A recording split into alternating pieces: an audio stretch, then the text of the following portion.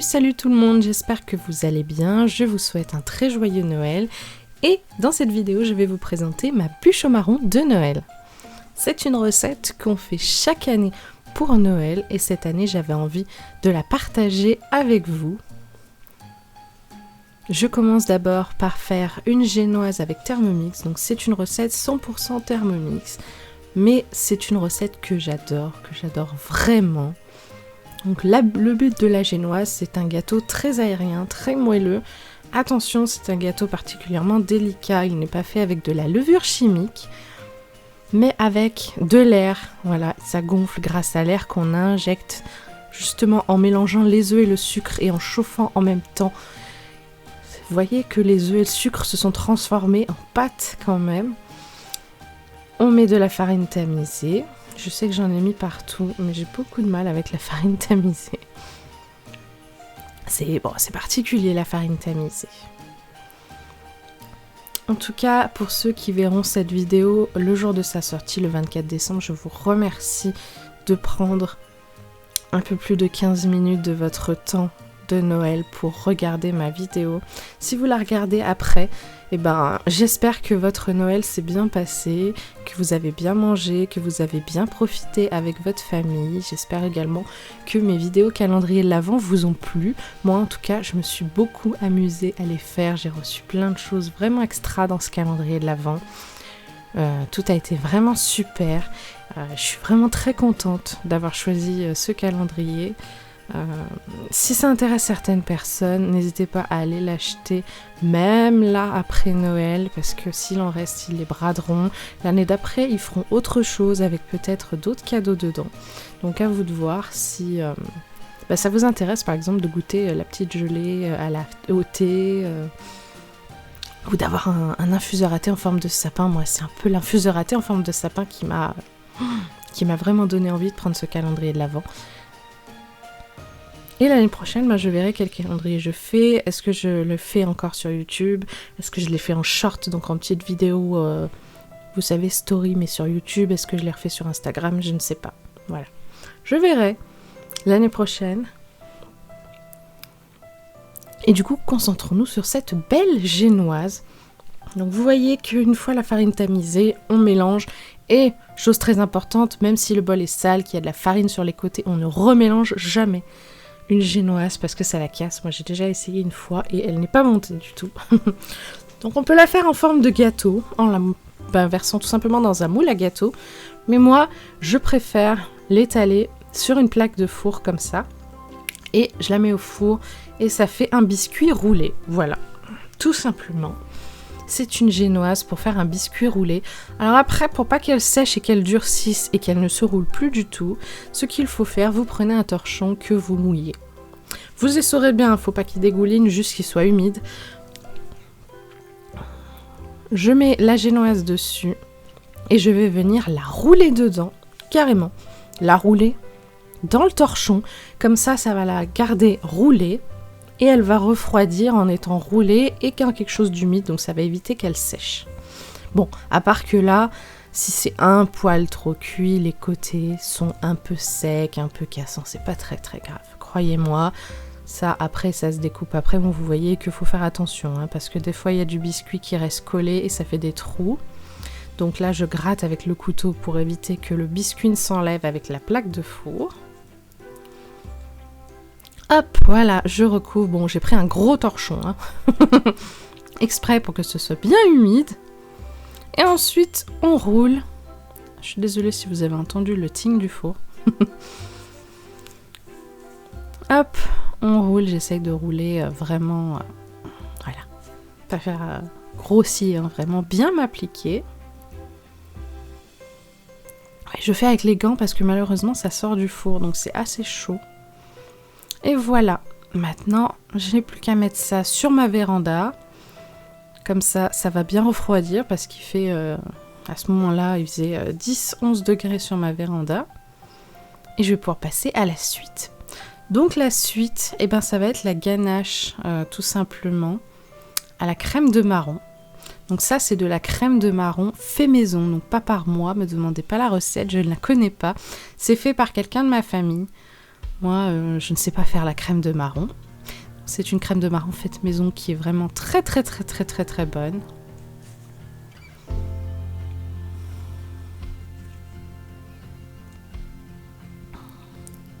Pour faire une ganache qui va venir garnir notre biscuit roulé, il faut toujours bien sûr quelque chose qui fige un peu cette crème. Donc bien sûr 2 feuilles de gélatine. Donc là j'ai chauffé la crème de marron avec la vanille et mélangé en même temps. Maintenant je vais mélanger les 2 feuilles de gélatine qu'ils ont reposées dans l'eau. Là, maintenant, je vais mettre l'autre moitié de crème de marron, parce que là, il n'y en a qu'une seule moitié. Et donc, pour faire cette bûche au marron, il me faut 2 pots à confiture, l'équivalent de 1 pot et demi à confiture de crème de marron. Voilà. Voilà.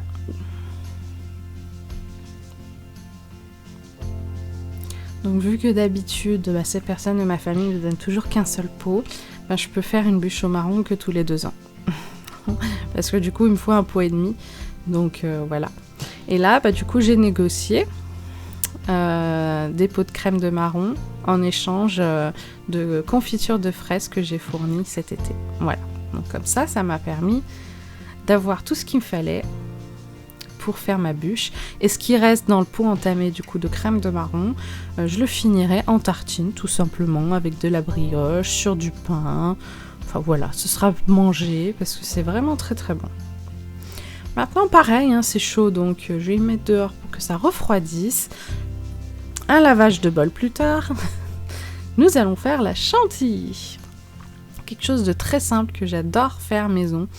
Donc ça, la chantilly, vous avez pu le voir dans ma vidéo, 5 choses que je n'achète plus grâce à Thermomix. Et grâce à Thermomix, je n'achète plus de chantilly industrielle, je la fais moi-même. Là, j'ai pas pensé à prendre du mascarpone, mais si vous voulez qu'elle soit bien ferme, bien onctueuse, enfin, surtout bien ferme, mettez une cuillère à soupe de mascarpone pour 400 grammes à peu près de crème liquide. Elle est bien ferme, j'ai rajouté un tout petit peu de vanille en plus. Allez, c'est parti. Maintenant, ce qu'il va falloir, c'est transvaser cette crème fouettée. Parce qu'il n'y a pas de sucre là, c'est que de la crème fouettée. Tout le sucre est dans la crème de marron. Ah oui, la crème de marron, c'est très sucré. Il n'y a pas besoin de faire une chantilly. Là, juste une crème fouettée. Donc, je suis désolée. Mon plat est tellement blanc qu'avec la LED au-dessus, ça reflète tellement qu'on voit rien du tout. Je suis désolée. Je m'étais pas vraiment rendu compte que ce plat était si blanc, alors que l'autre en plastique, il reflète pas, et l'autre en céramique à côté, il reflète. Donc, maintenant que tout est froid, hop, c'est parti pour le transfert. Donc incorporer la crème fouettée dans la crème de marron qui contient la gélatine. Et bien sûr, la gélatine fige bien sûr au contact du froid. Donc après, une fois que cette crème sera dans le biscuit roulé, il faudra bien sûr vite la mettre au froid pour que ça prenne, que ça fige.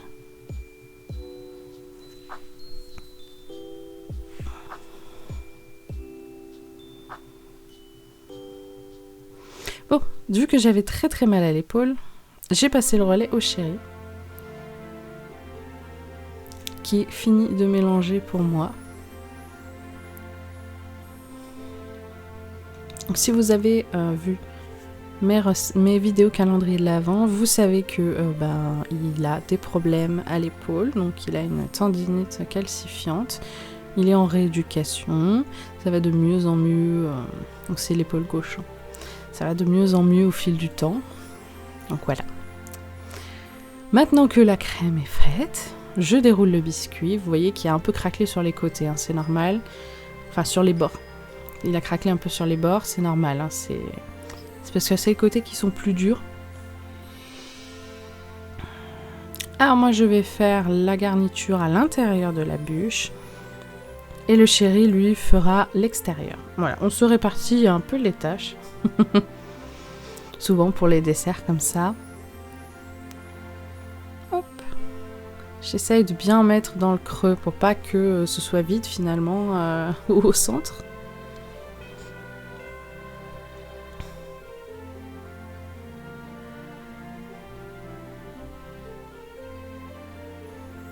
C'est un petit peu... C'est compliqué, mais c'est aussi très thérapeutique d'étaler de la crème sur une génoise. Hop, donc je roule en même temps, hein, j'étale pas sur toute la surface. Parce que vous savez très bien que quand on roule quelque chose, ça pousse forcément la garniture un peu vers l'extérieur. Donc je mets un peu de garniture, je roule, je mets un peu de garniture, je roule, etc. etc. Voilà. Pour pas en mettre trop et de devoir après en enlever, parce qu'au final, il y en aura beaucoup trop. Voilà, hop, hop. J'y suis presque. Allez. Je mets un peu là pour que ça colle le biscuit entre eux en fait, pour que les deux biscuits se collent entre eux et que la bûche ne se déroule pas toute seule.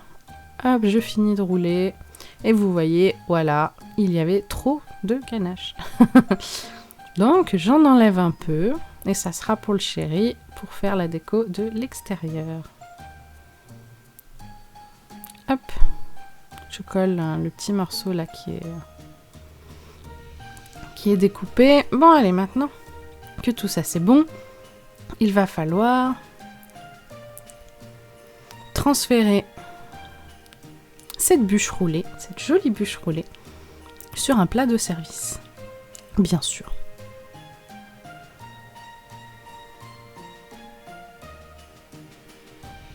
J'essaye de bien régler l'aluminium, voilà, et hop, je transfère ça.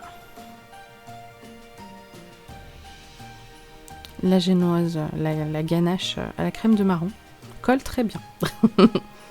Ça c'est sûr.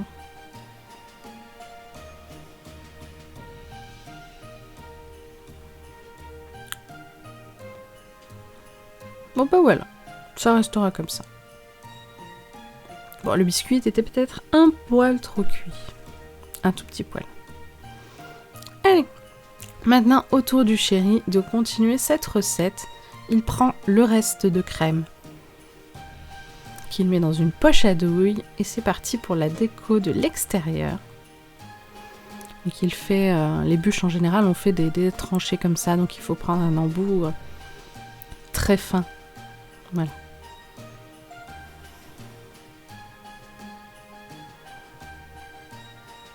C'est très très joli, en tout cas j'adore. Et cette recette, croyez-moi, cette bûche était très bonne. Si vous aimez la crème de marron, je vous conseille d'en faire parce que c'est vraiment très très bon. Et après, si vous voulez faire plus joli et plus propre, vous pouvez couper les bouts. Voilà, et les manger vous-même plutôt que de les servir. C'est les bouts tout craquelés au bout. C'est pas spécialement joli. Si c'est pour les fêtes, tout ça. Si c'est pour vous, que vous vous en fichez, tant pis. Oui, il y avait le plastique devant.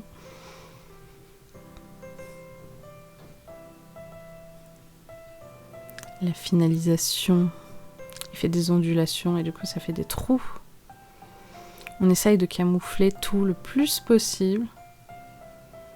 Là, je vous montre un peu sa technique et il fait des petites bosses, des petites vagues dessus comme ça pour finir ce qui reste de crème. Et puis il y en a eu pile poil assez. Voilà. Il n'en fallait pas moins, il n'en fallait pas plus.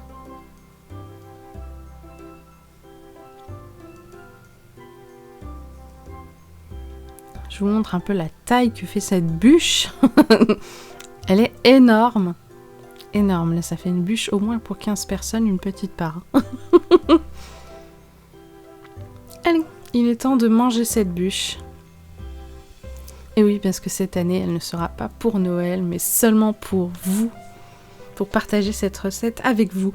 Donc, elle a reposé 1 heure au frigo. C'est important pour que la crème fige bien. Sinon, elle aurait coulé. C'était pas joli après. Voilà. Donc, je vais couper des parts de cette belle bûche qui a bien pris au froid, qui a l'air très très très bonne et qui, croyez-moi, était vraiment très bonne. Alors bien sûr, il faut aimer la crème de marron pour ce genre de bûche. Mais croyez-moi, si vous voulez faire une bûche maison, que vous avez Thermomix, il y a beaucoup de recettes que vous pouvez faire. Il n'y a pas que celle-là. Mais ça, moi, c'est ma préférée. Regardez-moi ce roulage d'expert. J'en coupe aussi un bout pour le chéri, qui en veut. Donc voilà, j'attends juste qu'ils viennent.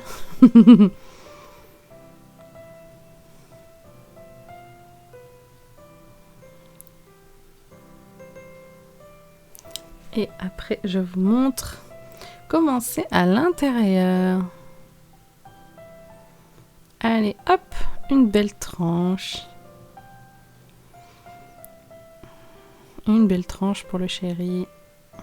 Hop. Et voilà, je gratte un peu la crème qui reste collée sur l'aluminium. Ce serait dommage quand même de gâcher de la si bonne crème. Donc de la crème de marron avec de la gélatine mélangée avec de la chantilly, tout simplement. Et voilà, une part pour le chéri, une. Allez, je vous montre le découpage de cette belle bûche. Regardez-moi ça, comme c'est beau ce roulage de l'expert là. Et le centre est tellement joli. J'ai tellement bien réussi à faire cette ganache à l'intérieur. Elle est vraiment très belle.